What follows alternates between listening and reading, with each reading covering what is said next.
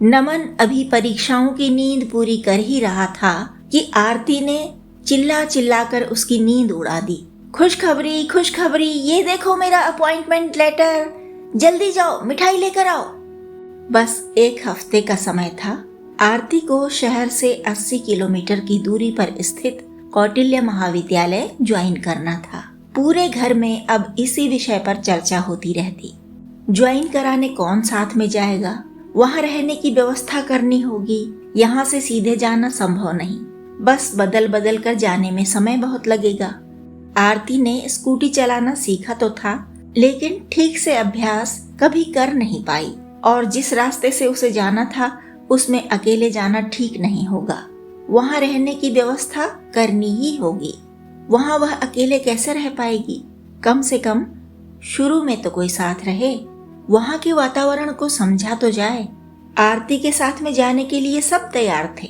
पंडित जी बोले, मैं छोड़ आऊंगा, पहले दिन होटल में रह लेंगे, किराए का घर ढूंढेंगे, जब तक ठीक ठाक घर नहीं मिल जाता होटल में ही रुक लेंगे। नमन ने कहा, दौड़ धूप होगी पापा, आप यहाँ रुकिए, मैं जाऊंगा, आपकी गाइडेंस हम फोन से लेते रहेंगे। सुमित्रा जी ने कहा, नमन का जाना ही ठीक है, उसे अभी यहाँ पर कोई काम भी नहीं है, रहने के लिए मैं चली जाऊंगी बाद में, यहाँ पर नीलम हीरा संभाल लेंगे। नीलम बोली, माँ जी आप कहें तो मैं दीदी के साथ चली जाऊंगी, वहाँ समझने वाला काम नहीं होगा, सफाई और पकाना बस, यहाँ हर तरह के लोग आते हैं, आपके समझाए बिना मैं कैसे ठीक से कुछ कर पाऊंगी। हीरा बोला, इसे भेजो चाहे मुझे भेजो माँ जी, मैं सोचता हूँ नई जगह नई बस्ती में नीलम बाहर का काम कैसे करेगी, मतलब बाजार का काम पहले मैं देखभाल लूं, तब बाद में भले ही नीलम ही वहां रहा करे। आरती साड़ी पहनने का अभ्यास हर दिन कर रही थी। 6 ब्लाउज सिलवाए गए और कुछ सिले सिलाए खरीद लाई। साड़ियां अभी मम्मी की ही ले जाएगी, वातावरण को देख समझकर ही अपने लिए कपड़े बनवाएगी। सुमित्रा जी साड़ियां छांटने में आरती की सहायता करती। बिस्तर और छुटपुट दूसरे सामान अलग रखे जाते रहे जिन्हें आरती ले जाएगी। कौन सा बैग पहली बार ले जाना है, कौन सा अगली बार, इस पर भी विचार होता रहा। कुछ बर्तन छांटे जाते रहे, कुछ किताबें, कुछ कपड़े, कुछ दूसरे संसाधन। फोन करके रहने की व्यवस्था के लिए पूछताछ करने पर आरती को यह सुविधा दे दी गई कि वह कुछ दिन लड़कियों के हॉस्टल में रह सकती है। इस सुविधा की सूचना के साथ घर के 3 लोगों का साथ जाना अपने आप ही स्थगित हो गया।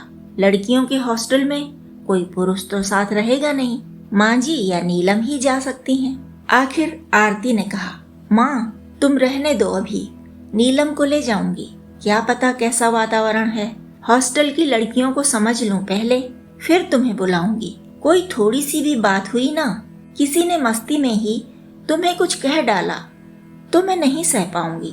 नीलम रहेगी तब कुछ उल्टा पुल्टा कोई कहे भी तो मैं हैंडल कर लूंगी। क्यों नीलम, चलोगी साथ? नीलम बोली, हाँ दीदी चलूंगी, उल्टा पुल्टा कोई कहेगा भी तो क्या, सुनी अनसुनी कर लूंगी, बाकी जैसा आप कहेंगी वैसा ही करूंगी। आपको भी हॉस्टल में हमेशा तो रहना नहीं होगा, और बाजार का तो ऐसा है ना माँ जी कि एकदम से हम नहीं निकलेंगी, लोगों को पूछते ताछते रहेंगे, तब दीदी और मैं साथ निकलेंगी। पहले पास पास की दुकानों से ही सामान लाएंगी, धीरे धीरे दूर तक जाएंगी समझ बूझ कर। हफ्ते भर के लिए नमकीन और मठरी तैयार की गई। कचौड़ियाँ और अचार भी पर्याप्त मात्रा में रखा गया। सूखे मेवे और मिठाई के डिब्बे सहित आरती और नीलम बस से गईं।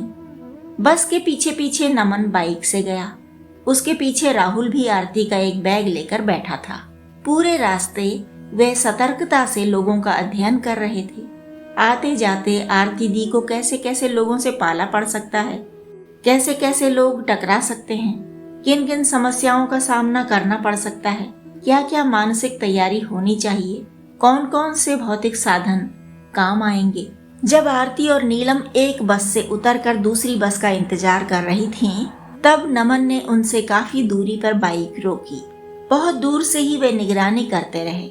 घंटा भर की प्रतीक्षा के बाद दूसरी बस पर वे दोनों अपने अपने बैग लेकर चढ़ीं, तो थोड़ी देर बाद नमन ने फिर अपनी बाइक बस के पीछे लगा दी। अगले पड़ाव पर भी यही तकनीक अपनाई गई। सुरक्षा और असुरक्षा पर विचार होता रहा। भाई बहन आपस में फोन से बात कर रहे थे, लेकिन दूसरों के लिए अजनबी बने हुए थे। घूम फिर कर शाम तक नमन और राहुल राम रसायन लौट आए थे और दोनों ने ही आश्वस्त किया था कि चिंता की कोई बात नहीं, सब कुछ सामान्य है। रात में आरती का फोन भी आ गया। ज्वाइनिंग हो गई। हॉस्टल में फिलहाल 1 महीना रहने की अनुमति मिली है। आगे समय बढ़ भी सकता है। कुछ लोगों से कमरा ढूंढने को कहा भी है। नीलम ने बिस्तर लगा दिया है। थर्मस की चाय दिन भर चल गई है। कैंटीन से खाने की व्यवस्था भी महीने भर के लिए हो गई है। शनिवार की शाम वे दोनों घर आएंगी। माता पिता आश्वस्त हुए। नमन ने उस आश्वस्ति को और सहारा देने के लिए कहा, मैं खाली ही तो हूँ, हफ्ते में 2-3 चक्कर तो लगा ही सकता हूँ। मयंक या राहुल भी मेरे साथ जा सकते हैं, सामान पहुँचा ही सकते हैं। उधर नीलम को कुछ काम नहीं सूझ रहा था। उसने आरती से उसे कुछ पढ़ाते रहने का अनुरोध किया, जिसे आरती ने प्रसन्नता के साथ मान लिया।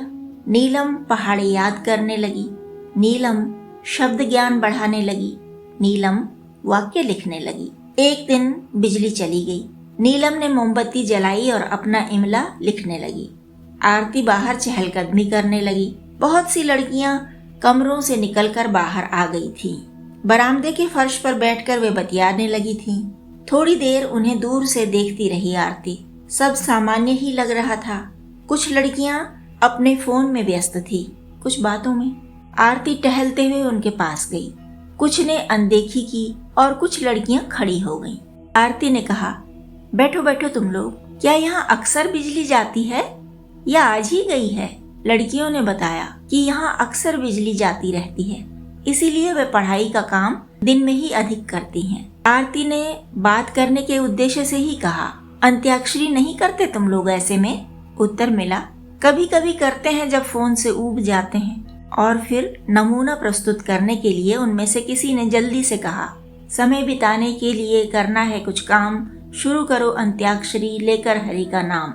इतने में इशारे इशारे से ग्रुप बन गए थे और दूसरे पक्ष से झट से गीत उभर आया था, मन डोले मेरा तन डोले मेरे जी का गया करार। फिर रंग बरसे गाया गया और उसके बाद सैया ले गई जिया तेरी पहली नजर। फिर किसी ने कहा, मैम आप भी आइए ना, हमें ज्वाइन कीजिए। आरती ने कहा, ना आज नहीं, तुम लोग एंजॉय करो। किसी ने पूछा, आप अंत्याक्षरी नहीं करती थी क्या मैम? आरती हंस पड़ी, हमारे घर में तो रोज अंत्याक्षरी हुआ करती थी। जब हम भाई बहन छोटे थे तो मम्मी पापा भी हमारे साथ अंत्याक्षरी खेलते थे। मम्मी के ग्रुप में भाई अवश्य होता और मैं हमेशा पापा की ओर रहती। 2 बड़ी बहनें हैं, उनमें से कोई एक पापा की ओर हो जाती और दूसरी मम्मी की ओर। हम बचपन से ही रामचरितमानस पढ़ते आए। पापा ने हमें घुट्टी में पिला दिया समझो।